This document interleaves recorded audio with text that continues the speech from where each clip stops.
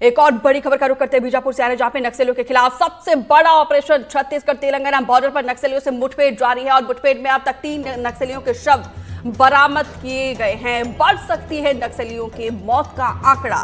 नक्सली commander Hidma के भी होने की खबर है। पिछले 48 घंटे से केरगुट्टा की पहाड़ी पर ये ऑपरेशन जारी है। 100 से ज्यादा नक्सलियों को जवानों ने घेर के रखा है। तेलंगाना सीमा से 8 किलोमीटर दूर करेगुट्टा पहाड़ी पर ही मुठभेड़ जारी है और करेगुट्टा पहाड़ पर कई टॉप कैडर के नक्सली भी मौजूद है। करेगुट्टा पहाड़ पर मौजूद नक्सलियों को जवानों ने नीचे से घेर के रखा है। देखिए, अब तक का सबसे बड़ा ऑपरेशन इसे माना जा रहा है। देखिए, अब नक्सलियों का काउंटडाउन शुरू हो चुका है, क्योंकि मार्च 2026 तक का ये डेडलाइन दिया गया है। उसके बाद से लगातार कॉम्बिंग ऑपरेशन चलाए जा रहे हैं हमारे सुरक्षा बलों के द्वारा, और इसमें तमाम कोबरा के और साथ ही डीआरजी के जवान जो कि फ्रंट फुट पर नक्सलियों के ऊपर काल बनकर टूट रहे हैं। ये तस्वीरें हम आपको दिखा रहे हैं। देखिए किस तरीके से चौतरफा यहाँ पे घेर के रखा है और अब तक का ये सबसे बड़ा ऑपरेशन माना जा रहा है, क्योंकि यहाँ पे देखिए छत्तीसगढ़ तेलंगाना बॉर्डर पर ये ऑपरेशन माना जा रहा है। तो देखिए, ये माधवी हिडमा कौन है, ये हम आपको बता रहे हैं। पुवर्ती गांव, जहां पे एक वक्त में यहाँ पे काफी दहशत थी, अब इसी पुवर्ती गांव में विकास की धारा बह रही है। एक तरफ यहाँ पे देखिए चौतरफा हमारे शासन प्रशासन के द्वारा घेर के रखा हुआ है, लेकिन इसी हिडमा को अभी यहाँ पे घेर के रखा हुआ है। नीरज तिवारी जो लगातार इस खबर पर नजर बनाए हुए। नीरज, क्या जानकारी इस पूरे मामले में अभी तक आप दे रहे हैं? किस तरीके से हमारे जाबाज जवान इस कॉम्बिंग ऑपरेशन को अंजाम दे रहे हैं? देखिए, फिलहाल अभी मुठभेड़ जारी है। मुठभेड़ स्थल पर जवान जो है अभी भी तैनात है, क्योंकि जंगल बेहद ही बड़ा जंगल है और पहाड़ी जंगल है। उस इलाके में जवानों को काफी चुनौती होती है, क्योंकि गर्मी का ये समय है और लगभग 43 से 44 डिग्री तापमान उस इलाके में है। तो ये बड़ी चुनौती है जवानों के लिए। वह बहरहाल इस चुनौती से निपटते हुए जवान लगातार उस इलाके में घुसे हुए हैं और घुसकर नक्सलियों से लोहा ले रहे हैं। क्योंकि जिस तरह से आपने कहा कि ये हिड़मा का इलाका है, ये हिड़मा का इलाका निश्चित तौर पर है, क्योंकि हिड़मा का जो गाँव है पुवर्ती, उस गाँव से लगभग इसकी दूरी 10 से 12 किलोमीटर के आसपास बताई जा रही है, जिस इलाके में ये पहाड़ है। और उसी इलाके में काफी संख्या माओवादियों की तैनाती है। हालांकि उस जगह पर हिड़मा है या नहीं, उसके साथ देवा और एक अन्य की बात करें तो ये बड़े टॉप लीडर के जो माओवादी है, यहाँ तक कि तेलंगाना के जो टॉप लीडर के माओवादी है, उस इलाके में है कि नहीं, फिलहाल ये सूचना अभी नहीं मिल पाई है। लेकिन बड़े कैडर के माओवादी होने की सूचना है, जिसके आधार पर ये पूरा ऑपरेशन लॉन्च किया गया। अगर हिड़मा वहां पर होगा और निश्चित तौर पर ये मुठभेड़ होती है तो ये भीषण मुठभेड़ हो सकती है, क्योंकि जिस तरह से तीनों ओर से जो तीनों राज्य हैं, तेलंगाना, छत्तीसगढ़ और महाराष्ट्र, ये तीनों के जो जवान हैं, उन्होंने जिस तरह से इन नक्सलियों को घेर रखा है, निश्चित तौर पर एक भी नक्सली बच नहीं पाए, इसके लिए पूरा प्रयास किया जा रहा होगा। और यही प्रयास है कि फिलहाल अभी 3 माओवादियों की सूचना मिली है। हालांकि जो सूत्र है वो 5 बता रहे हैं, लेकिन आधिकारिक पुष्टि यह है कि 3 माओवादियों के शव बरामद कर लिए गए हैं।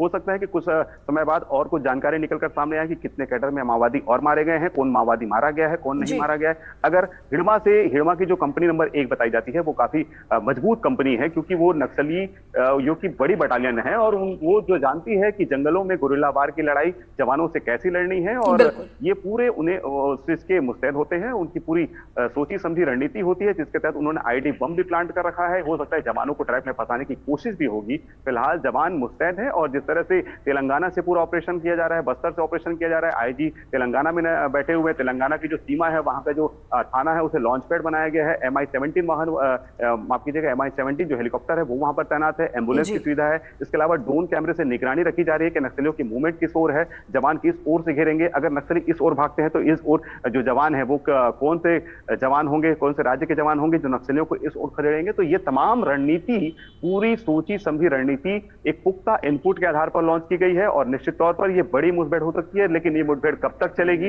ये फिलहाल वक्त बताएगा। बिल्कुल बिल्कुल नीरज, जिस तरीके से आप जानकारी दे रहे हैं, डीआरजी, कोबरा, ऐसे तमाम जवान फ्रंट फुट पर लोहा ले रहे हैं, तो वहीं तीनों राज्यों के आला अधिकारी भी लगातार नजर बनाए हुए हैं।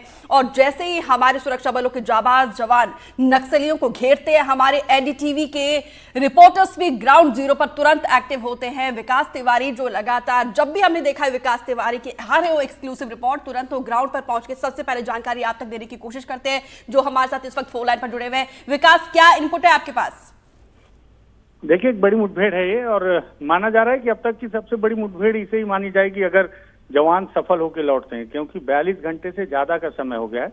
उस इलाके को जवानों ने घेर रखा है। लगभग हालांकि जवानों की सुरक्षागत दृष्टि से आंकड़ों का खुलासा नहीं करना चाहिए, लेकिन फिर भी आपको बताऊं बिल्कुल। कि हजारों की संख्या में जवान यहाँ पर तैनात हैं। करेगुट्टा की पहाड़ियां हैं। आपको अगर याद हो, बीते दिनों माओवादियों ने तेलुगु में एक प्रेस नोट भी जारी किया था कि कोई भी ग्रामीण करेगुट्टा की पहाड़ियों में शिकार करने न आए, क्योंकि उस पूरे पहाड़ियों पर उन्होंने बम लगा रखा है। दरअसल ये चेतावनी और एक अपील थी ग्रामीणों से, क्योंकि ग्रामीण हमेशा पहाड़ों की ओर शिकार करने जाते हैं और माओवादी जब जिस तरह से 2024 से लगातार अबूझमाड़ के हर इलाके में माओवादियों को घेरा जा रहा है, उन इलाकों में माओवादियों को घेर कर मारा जा रहा है जिस इलाके में कभी फोर्स का पहुंचना काफी कठिन हुआ करता था। इसे देखते हुए अपनी दूरदर्शिता को दर्शाते हुए माओवादियों ने पहले ही इस इलाके को चुन लिया था कि करेगट्टे की जो पहाड़ियां हैं, अगर आप तस्वीरों में देख रहे हो तो काफी ऊंची पहाड़ियां हैं और खड़ी पहाड़ियां हैं। इसमें चढ़ने के लिए जवानों को नीचे से जब वो आएंगे तो ऊपर से बहुत आसानी से उन्हें निशाना बनाया जा सकता है। इन तमाम चीजों को देखते हुए माओवादियों ने इसे अपने लिए सबसे सुरक्षित पनाहगाह तैयार किया था और यही वजह है कि आज हिड़मा की बटालियन दामोदर, जो कि तेलंगाना स्टेट कमेटी के सचिव हैं, दामोदर हैं, राजन्ना हैं, इस तरह के कई बड़े लीडर हैं। बताया जा रहा है कि 2 से 3 की संख्या में सेंट्रल कमेटी के सदस्य हैं और अगर पूरी बटालियन है तो कम से कम 300 से 400 की संख्या तो बटालियन के माओवादियों की होगी जिनके पास में ऑटोमेटिक वेपन्स हैं। तो ऐसे में कोई बड़ी मतलब बहुत आराम से करने वाला ऑपरेशन नहीं है और इसीलिए बहुत फूक फूक कर पैर दम रख रही है जवानों की टीम कि कोई नुकसान उन्हें ना हो जाए। एक भी नुकसान होगा तो निश्चित ही तौर पर जवानों का मोरल डाउन होगा और अभी जिस समय पर फोर्स ने इन्हें घेर कर रखा है तो कोई भी नुकसान नहीं चाहता और यही वजह है कि 42 से 44 घंटे बीत जाने के बाद अब तक फोर्स धीरे धीरे आगे बढ़ रही है। 3 माओवादियों के मारे जाने की जानकारी है, किसी अधिकारी ने हालांकि इसकी पुष्टि तो नहीं की है, लेकिन 3 माओवादियों के शव बरामद अब तक किए जा चुके हैं। 3 दिनों से हर सुबह और दोपहर में कुछ कुछ देर रुक रुक कर लगातार फायरिंग चल रही है। कोशिश ये की जा रही है, बहुत पहले किसी बड़े माओवादियों के द्वारा जब सरेंडर किया था तो उसने इस बात की जानकारी दी थी कि जब भी अगर बटालियन से लड़ाई होगी तो ताबड़तोड़ गोलियां खर्च करनी होंगी जवानों को, तब जाकर कहीं सफलता मिल सकती है। और आज वो बटालियन से, हमेशा हम इस बात का जिक्र करते थे कि माओवादियों से लड़ना अलग है, लेकिन उनकी बटालियन से जिस दिन लड़ाई होगी वो काफी ऐतिहासिक होगी। मुझे लगता है आज वो ऐतिहासिक लड़ाई हो रही है करेगुट्टा के पहाड़ियों में, जिसकी तैयारियां माओवादियों को भी पता था। उन्होंने बंकर तैयार कर रखा है, गरुड़ जैसे हेलीकॉप्टर का भी उपयोग किया जा रहा है, वायुसेना का उपयोग किया जा रहा है। उसके बावजूद अब तक 3 ही माओवादी मारने की जानकारी मिल रही है, जबकि वहां सैकड़ों माओवादी। अगर सफल ऑपरेशन होता है तो मुझे लगता है सफलता का आंकड़ा इतना ज्यादा होगा कि हमारे पास जो नुकसान का सबसे बड़ा आंकड़ा है 76 जवानों का, हो सकता है कि हम उससे भी पार कर जाएं सफलता के आंकड़ों में, अगर सफलता मिलती है यहाँ पर तो। जी बिल्कुल बिल्कुल। विकास, आप बने रहिए हमारे साथ क्योंकि नीरज भी लगातार हमारे साथ जुड़े हुए हैं। नीरज, ये करेगुट्टा का पहाड़ जो है कितना ज्यादा यहाँ पे विषमता, क्योंकि देखिए विषम स्थिति में हमारे जाबाज जवान कुशल रणनीति के तहत अपने आप को प्रूफ करते हैं और नक्सलियों पर काल बनकर टूट रहे हैं। इस करेगुट्टा की पहाड़ी के बारे में जरा बताएं। देखिए, ये जो करेगुट्टा की पहाड़ी है लगभग 260 वर्ग फीट के फैला हुआ है और 50% जो हिस्सा है वो तेलंगाना का है और 50% महाराष्ट्र और छत्तीसगढ़ की सीमा से लगा हुआ है। अगर हम बात करें पुवर्ती गांव से, तो पुवर्ती गांव से इसकी दूरी लगभग 10 से 12 किलोमीटर के आसपास बताई जा रही है, क्योंकि ये पुवर्ती गांव हिड़मा का ही वो इलाका है जिस इलाके में हिड़मा की हमेशा मौजूदगी बताई जाती थी, क्योंकि नक्सल दहशत का सबसे बड़ा एक पर्याय बना हुआ है। नक्सल दहशत का सबसे बड़ा एक टॉप लीडर माना जाता है। ये हमेशा कहा जाता है कि अगर नक्सलवाद को समाप्त करना है तो हिड़मा की समाप्ति आवश्यक है, क्योंकि हिड़मा से ही, अगर हिड़मा को मारा जाएगा तो निश्चित तौर पर नक्सलवाद में जो लोग हैं उनका मोरल डाउन होगा और वो मुख्य धारा से वापस लौटेंगे और काफी संख्या में जो लोग हैं उनका मनोबल भी टूटेगा।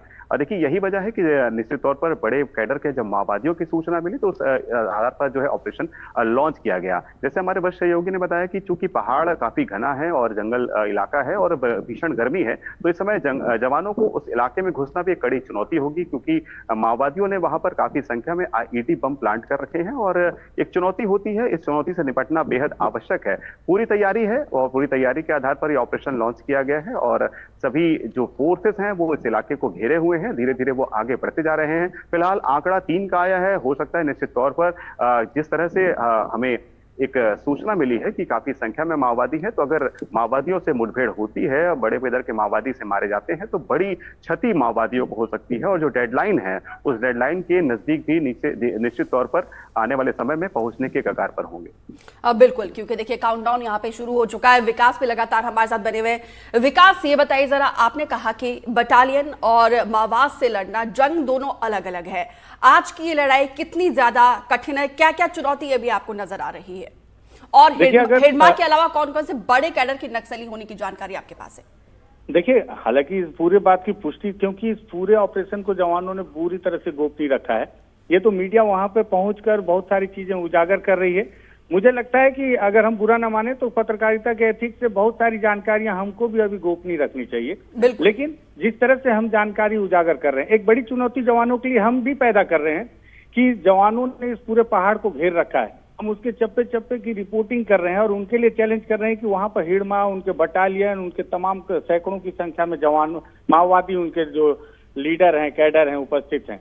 और अब अगर केवल 3 से 4 की संख्या में माओवादियों को मारकर लाया जाता है जवानों के द्वारा, और 48 घंटे से उनके द्वारा तैनाती है, तो अब जवानों के लिए चुनौती है कि जो मीडिया में सारी चीजें उजागर हो गई हैं तो कम से कम उन्हें बड़ी सफलता मिले, और जब तक वो सफलता ना ले तब तक वो लौट कर ना आए। नहीं तो फिर उनसे और भी सवाल होंगे कि इतने दिन का ऑपरेशन आखिर फेल कैसे हो गया, जब इतनी पुख्ता जानकारी के बाद।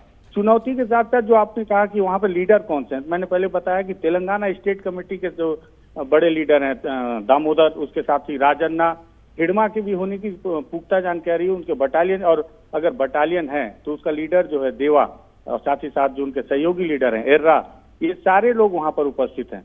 बड़े स्तर के, और 2 सेंट्रल कमेटी से 2 से ज्यादा की संख्या में सेंट्रल कमेटी के सदस्य हैं, पुलिस ब्यूरो के कुछ लोग वहां पर उपस्थित हैं। तो ये मानसिक तौर पे और साइकोलॉजिकल तरीके से भी एक बड़ा वार है। हालांकि एक बड़े अधिकारी से मेरी बातचीत हो रही थी तो उन्होंने कहा कि माओवादियों के ऊपर एक दबाव बनाने के लिए भी इस ऑपरेशन को लॉन्च किया गया है। ये जानकारी ऐसी नहीं कि अचानक मिली है, इस पूरे ऑपरेशन का प्लान ही महीनों से चल रहा था कि किस तरह से इस पहाड़ी को घेरा जाए, क्योंकि उन्हें भी पता है कि इसके चैलेंजेस क्या है। पहाड़ इस तरह से सीधी खड़ाई पर है कि चारों ओर सबसे पहले आईडी बम लगाए गए हैं। जवान अगर ऊपर चढ़ते हैं तो ऊपर से काफी आसानी से उन्हें निशाना बनाया जा सकता है। अगर माओवादी सीधी तौर पर लड़ाई लड़ते हैं तो यहाँ पे नुकसान भी सबसे ज्यादा जवानों को होने की संभावना है। तो सारी चीजों को ध्यान में रखकर इस ऑपरेशन को किया जा रहा है। तो चलिए, उम्मीद करते हैं कि इस ऑपरेशन को सफलतापूर्वक अंजाम देकर हमारे सारे जवान जो है सकुशल वापस लौटे, यही हम दुआ करेंगे। और फिलहाल विस्तार से नीरज और विकास, आप दोनों का जानकारी देने के लिए बहुत बहुत शुक्रिया।